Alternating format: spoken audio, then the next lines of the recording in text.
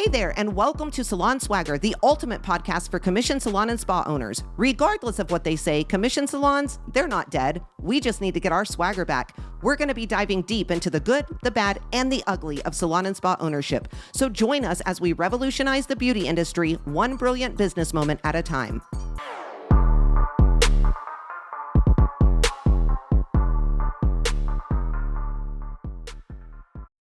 Hey there, fellow salon and spa owners. Welcome back to another episode of Salon Swagger. I'm Brie, your guide through the good, the bad, and the ugly of commission salon and spa ownership. And I am joined by none other than Chandra C. Hey, Chandra, what's up? Hello. How are you? I'm doing good. Good. Awesome. Well, today we are going to tackle the topic of your salon hit list, aka your studio's most popular items. In other words, we're really just going to talk about figuring out why certain products, packages, or services are flying off the shelves while others just sit there kind of collecting dust. With that being said, I think we should just dive right in. First things first, why should you care about your top sellers? That's probably what everybody's asking right now. And the number one answer is money, of course. Knowing what your clients love most, it can really boost your profits. Aside from this financial standpoint, it can also really help you stay ahead of things like industry trends, and it keeps your clients happy, right? By offering what they truly want instead of what we think that they want. Another good reason is inventory. When you know what your best sellers are, you can manage your inventory more effectively, making sure that you're never out of stock on the items that matter most to your bottom line.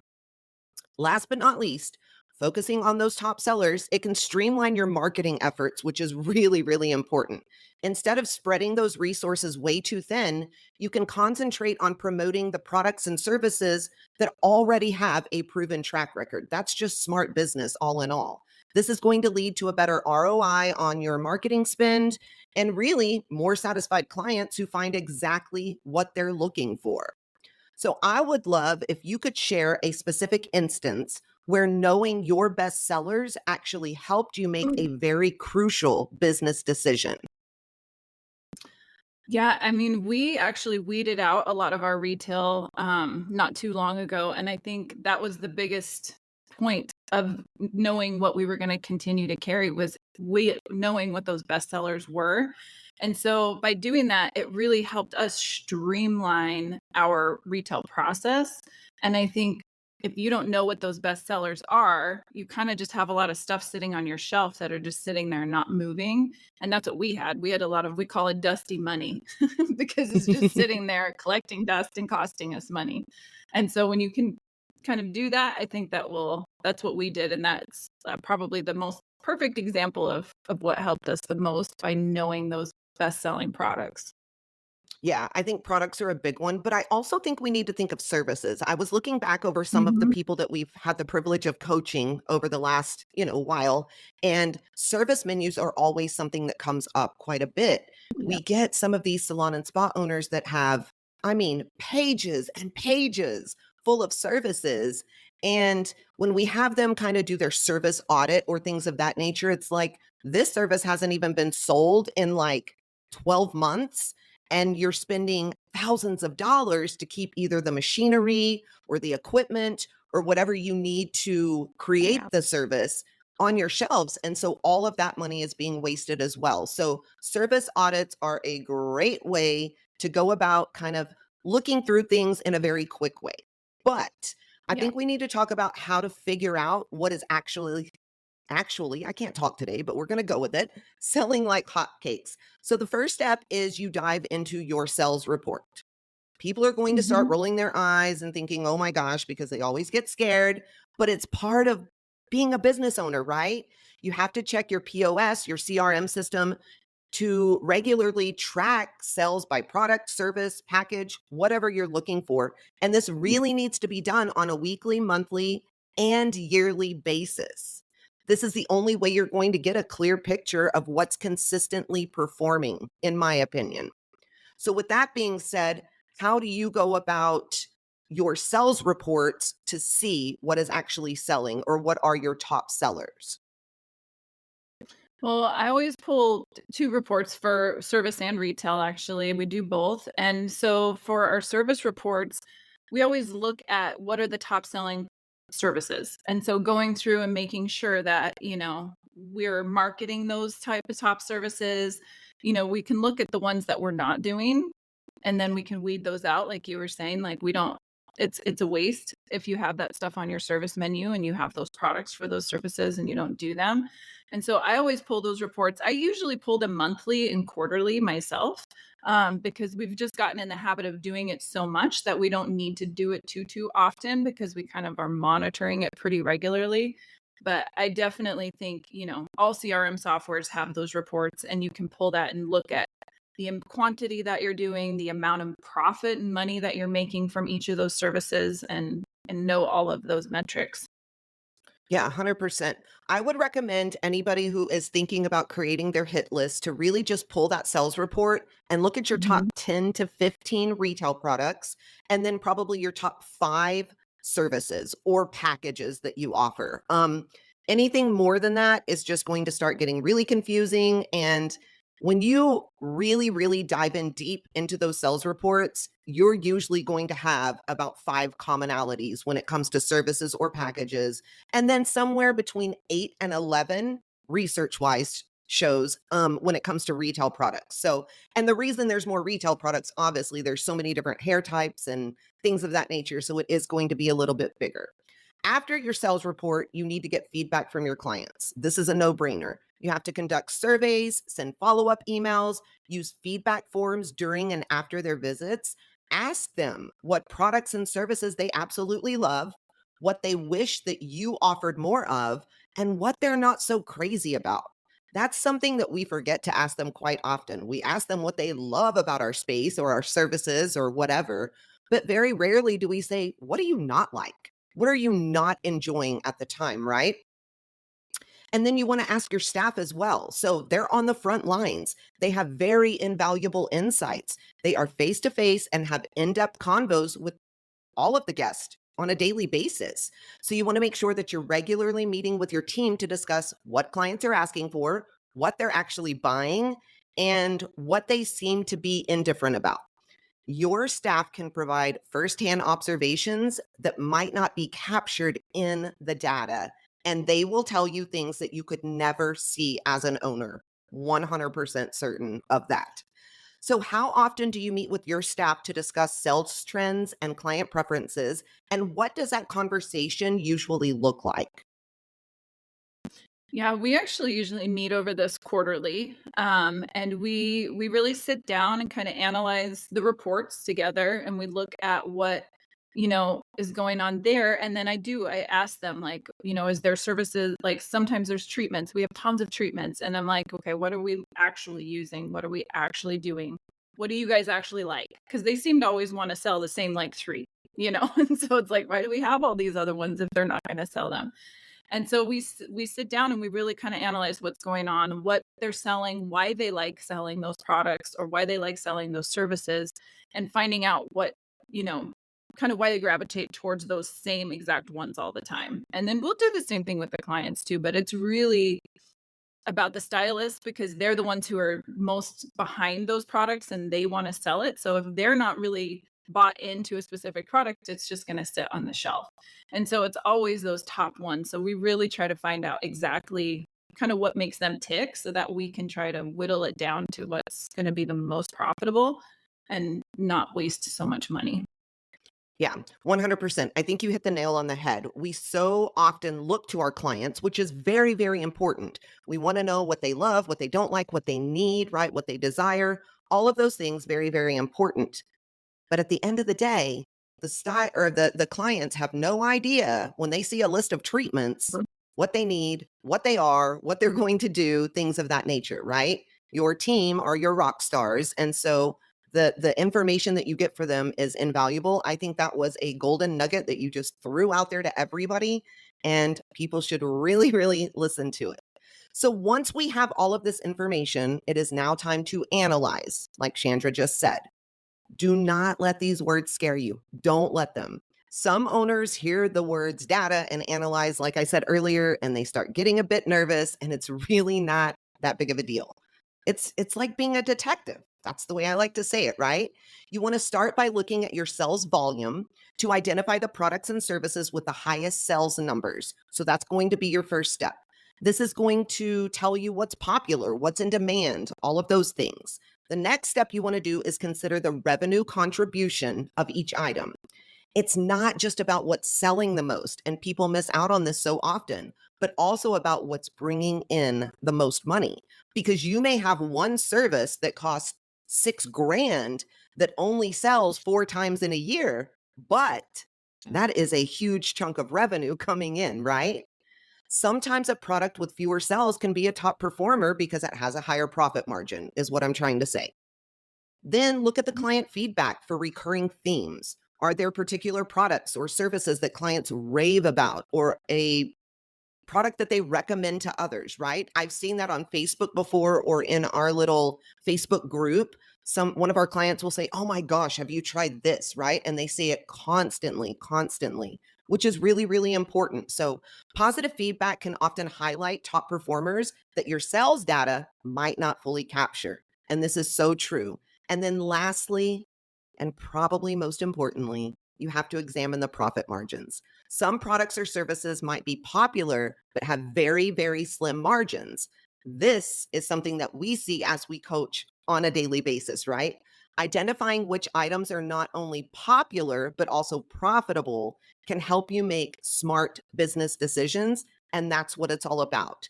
So, can you walk us through your process of analyzing sales data to identify the top performers, like exactly how you do that? And then how do you balance between products that have high sales volume and those with higher profit margins? You've mentioned it so much. Let's talk about how you do it. Yeah, so I always pull the reports from the CRM first for actually both services and retail, like I was saying before. And we have a report, and I think a lot of them do that. You have to make sure all of your data from your products is entered into your system first of all, because you can't get an accurate report if you're not making sure that you're entering how much money you paid for a specific product and having your retail cost. And so if you do that, it's super easy to just pull a report and it will calculate those numbers for you and tell you if you're making money on what percentage you're making on that product or if you're losing money on that product. And so first you got to make sure you have everything entered. That would be number one. And then also you can pull those reports. And then I always go through and look at those and see, like, so for services, for instance, we also have how much each service costs us put into our system. And so I can easily pull that report and see, okay, we made X amount of dollars on a specific service and it cost us this much. And then you Okay. can see exactly how much money you're losing or how much money you're making. And so that's how I analyze those reports. I kind of go through each service line by line and see exactly how much money we make off of each one.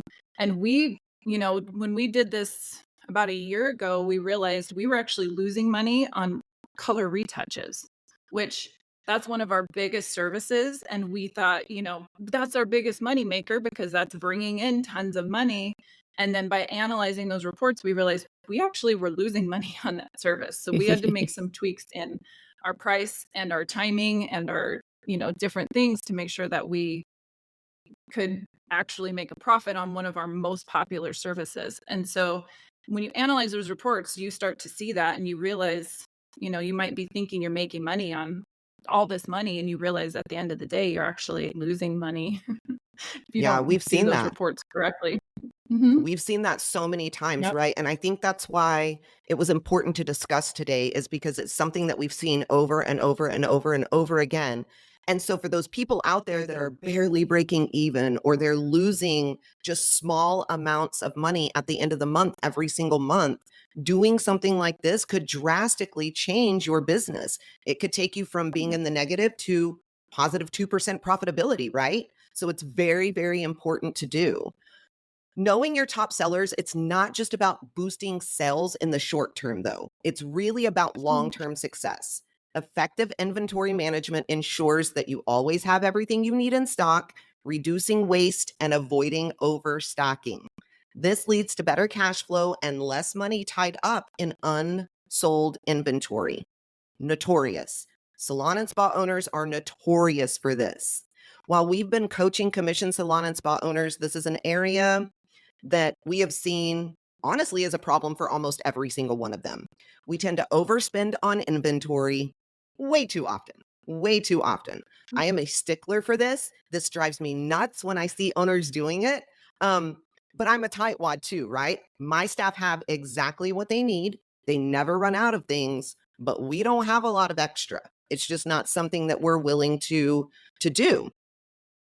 Then you have to talk about focusing your marketing efforts on those top sellers, right? Because this can lead to more effective promotions, higher client satisfaction, all of those things. Clients love finding their favorite products and services very easily, and they'll appreciate things like special deals and promotions on the things that they love the most. Strategically, understanding your top sellers is going to help you plan for your future. That's exactly what it does. Whether it's deciding what new products you're going to introduce, what kinds of packages you're going to make, which services you're going to expand. Having a clear picture of what's already working is going to set a solid foundation for growth. I know that Mm. inventory was an area we worked on hard when I was coaching you, right? Yep. Since Oh, then, yeah. it has gotten, oh my gosh, so much better. So, Yeah. how do you feel that knowing your top sellers impacted your inventory management and your cash flow? Well, definitely by making sure we had the stock in those products. And again, not wasting money on stocking so much of the products that aren't our top sellers, because that was something I was guilty of tons of times, is wasting a lot of money on that stuff. And you don't realize how long it sits there sometimes. It's like tunnel vision. You forget, like, I ordered that 6 months ago, if that product's gonna go bad if I don't get it, sell it at some point. And so focusing on those top sellers and knowing that was a huge game changer for me, because we really put more emphasis into those products, making sure I had a better stock of them, weren't running out as much as we were, and it wasn't wasting so much money on the other stuff that wasn't selling. So I think that would be the two biggest things that helped me get that under control. And we still use, I mean, I use that still, our top sellers. Like, that's something that I've, once I started doing that, I carry that on probably forever, because it just makes so much sense in your business to keep things flowing the way that they need to be. 100%. It also makes delegating inventory to your team way easier, in my opinion, right? Once you get Yeah. this, Yeah. I don't know, this plan down and you have it created and you've kind of learned it yourself, it's really easy to train someone on it and not have to worry about inventory. So many salon and spa owners are terrified to turn their inventory management over to Mhm. somebody else. But when you're doing something like this and data is showing you the answer, it's really easy to start handing that over. Can you share an example of how focusing on top sellers has influenced your marketing strategies? Mhm. Yeah, so whenever we do marketing, well, each month we have a different promotion. And so whether it's a service promotion or it's a retail promotion, and we always focus on those top sellers for those promotions, because they do so much better than when we try to just put some random products together that are sitting on the shelf, or trying to just come up with some, oh, so creative promotion that nobody actually cares about, right? Like, and so It's like when that we focus saying, on those if top, it's broke, don't yeah, fix it, right? right, exactly, it's exactly right. So when we do focus on those top sellers, though, those packages sell like crazy, because people already love that product, and you might be putting a little extra something into it, or doing a little bit of a discount here or something there. We will sell 100 times more of those products than if we did something that was not a top seller, or we just tried something different. And so even with the services, it's the same thing. Like, if we focus on treatments or different things or different promotions for the month, we still focus on those top ones, because we will sell so many of them compared to anything else. And that's gotta be a good feeling knowing that you are Mhm. spending money on marketing efforts that isn't wasted money. We have seen people spend thousands upon thousands. We have done it ourselves, right? Thousands upon thousands of dollars for somebody to market things for us that has no return, absolutely 0 return. And so it's gotta be a great feeling knowing that you are strategically planning those marketing efforts and you know that they're going to give you a return. So I think that's great. Mhm. Now let's turn or talk about turning those underperformers into superstars. We have to start with our team when we're doing this. We have to ensure that they are well versed in the benefits and uses of all of these products and all of these services. This is where your leadership is going to come into play immensely. Regular training sessions are going to make a huge difference, helping your team feel confident in recommending these specific items to clients, right? I know we have said it a million times on this podcast, but if you are not training your team to be salespeople, you are Mhm. not fully doing your job as a commission salon or spa owner. The reality is, our main job is to do what? To sell ourselves, right? Every single day. That's what we're doing. Marketing and promotion are also key. You need to create special offers, like Chandra said, and time limited promotions to generate Mhm. interest.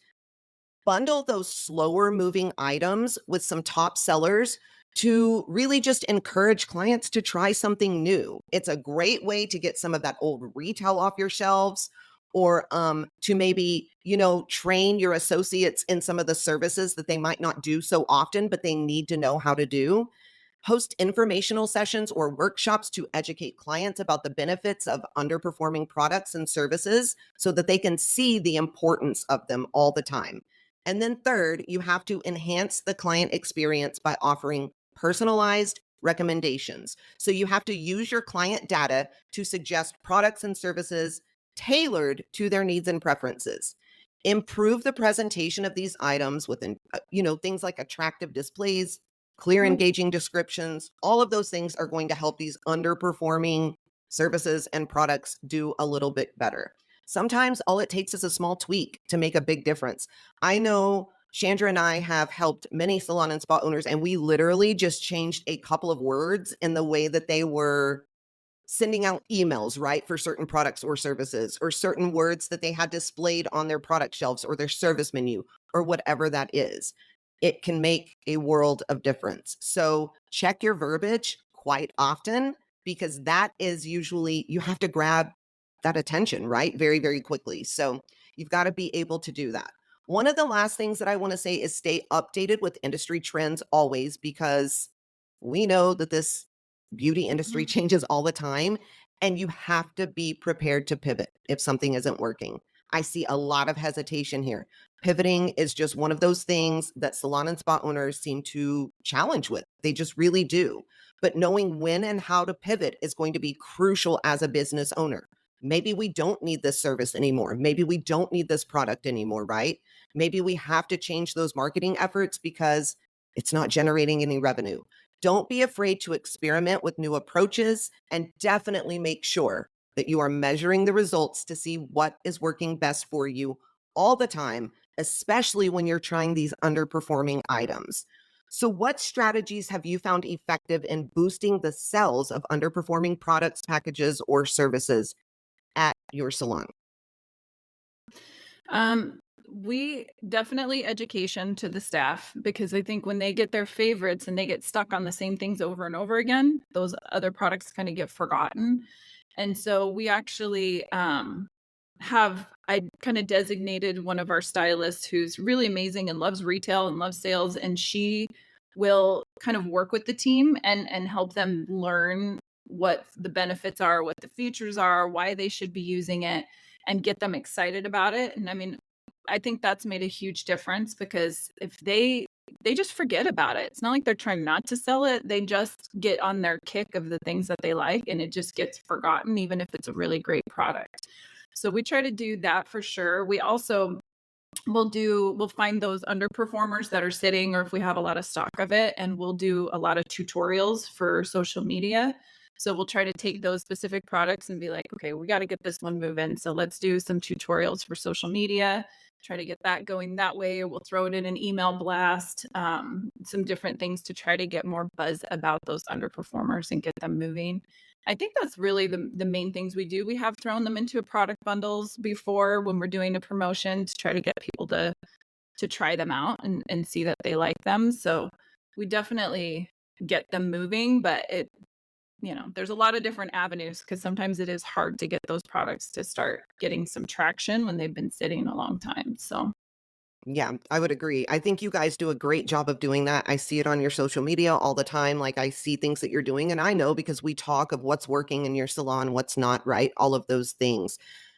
Last question in this segment that I have for you is how do you determine when something that is underperforming, when it's time to just let it go, kind of give up the ghost, get rid of it, and move on and say, all right, I got to talk to my distributor. I need to try to get a refund or an exchange on all of these products because they're just not for our client base. When do you decide that? Mhm. Yeah, so I have a report that I pull from our software that tells me how many of each item we carry we've sold within a year. And so usually if we've sold less than 5 of them within a year, that kind of gives me that indicator that we're probably gonna nix out that product specifically. And, that's what we usually try to do. We have some of our distributors will take it back, so we do talk to them, try to get a credit or something like that, and we have some that won't. And so we usually will those are the products that we end up throwing into bundle packages or trying to get those moving out of there, but then we stop carrying them after that. And so that's my indicator though. If we have sold less than 5 within a year, then they go. Yeah, I think that's a good indicator. It is funny, right? Sometimes the distributors will take things back. Sometimes they'll give you a Mhm. credit. Sometimes they won't. It just depends on who you work Yeah. with. Something else that we do, and obviously we take a loss here, but it's part of being a business owner, right?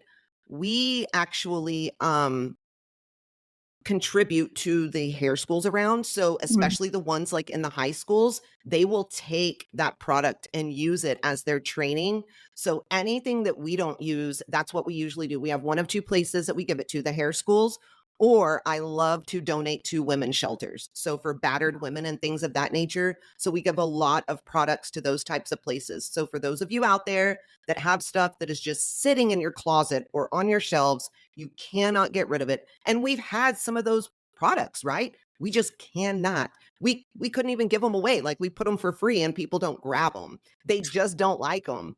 And so it's important to Yeah. find somewhere or some place that can actually utilize them for good. So just wanted to throw that in Mhm. there really, really quickly. Yeah. They will give you like a receipt so you can write it off on your Mhm. taxes. It's a great way to do it. And it's something that we pride ourselves in because we give them a lot of things. So going into the last segment, remember that this is an ongoing process. It really, really is. You have to be committed to regularly reviewing your sales data, as scary as it is, at least every month or every quarter, like Chandra said. This is going to keep a pulse on what's working and what's not. So keep gathering and keep analyzing the feedback from both clients and staff because that's important. This is just going to help you stay agile and adaptable, which is paramount because we are owners, like I said earlier, in an industry that never stays the same. It is constantly changing. Don't forget to take risks and don't be afraid to switch things up based on the things that you're learning. We tend to live in our comfort zone the same way our stylists do or our technicians, right? They have their favorite shampoos or conditioning treatments or whatever it is. And we as owners do the same thing, but we have to take risk. That's what being an owner is. We have to try new promotions. We have to introduce new products. We have to build new packages. And we always, always, always have to look for ways to improve the guest journey and the guest experience. Constantly improving is going to be essential for creating a sustainable business and honestly for growing your studio. It's the only way to do it. So, can you share a time when you had to pivot your strategy based on data and or feedback? And what was the outcome of that? Yeah, I think the biggest thing would be kind of what I was saying when we did our service audit and really having to find out that um, we were losing a lot of money in certain areas. And when we start really diving into figuring out what we can do and getting feedback from clients or getting feedback from staff about these types of services that or whatever the product when we're going through that, we had to really make some changes in our pricing and in the way that we were doing some of those services because when your most popular items or your most popular services are actually losing you money, you have to make those changes and pivot and do something different because you can't get out of that hole if you don't. So, and you won't know that that's happening. That was probably, we were probably losing money on those services for 12 years and had no idea, right? And so it can happen very easily, and you have to make those changes. So that's what we did. I mean, we went in and we really I talked to the team too, because I'm like, how do we can't be going in this direction. So what are things that you guys can offer to recommend that we can get this to be a profitable service? Because we couldn't raise our price $20, you know? So it was like we had to find ways in-house too to make these things better, so that way we weren't losing money on those services. So I think that would be the biggest one that turned us around, where we had to really make some changes to find out exactly how we could start making a profit instead of losing money. Completely agree. Yeah, for those out there that have never done a service audit or don't know how to do one, you have to figure it out. Like, you have to find someone who can teach you how to do a correct service audit, because it can change your business and your life, honestly. It really, really can. I have seen people go from, 0% profitability to 12% profitability just by doing things of this nature. Chandra's profitability has increased drastically in the last couple of years just from doing stuff like this. So I know the answer to this question, but I'm going to ask it anyway. Would you say that using this process has changed your business immensely in a positive manner? Absolutely, for sure. Before, we were losing tons of money. Our inventory was out of control. Our I didn't really have a good handle on it, and um, using this process changed all of that. And as the owner, I think we sort of get stuck in this mindset of like what we think is best, and we forget that like a lot of these things are not best for the clients or for the team that you have, and they might have a better way, or they might have a better suggestion, or they might have something different that they can offer. And we forget, like, oh, we want to only have these products because that's what I think is best, or I'm only want to offer these services because that's what I think is best. So when I implemented this process, it not only changed our cash flow and our financials, but it also changed my entire business, because I started asking them for more feedback and finding out what makes them tick. And it wasn't just about my favorite things anymore. Yeah.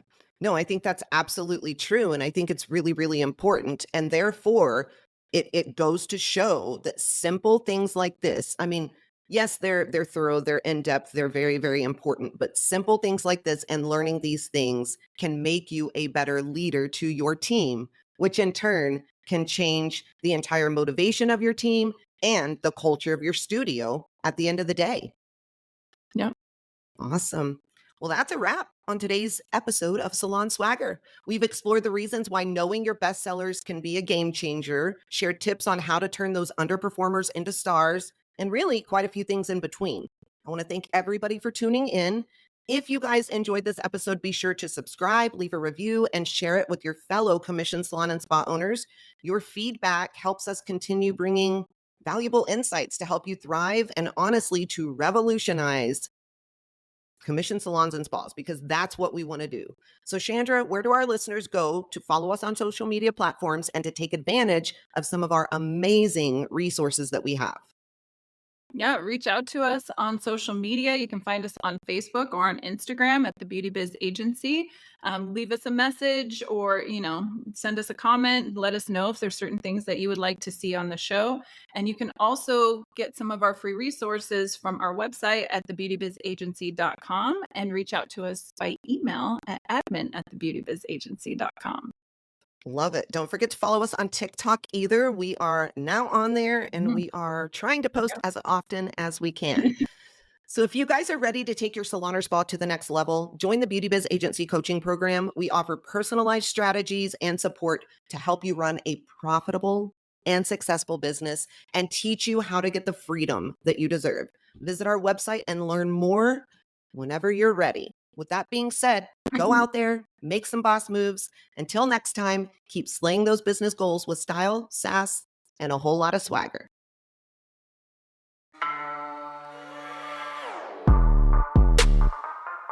And that is a wrap.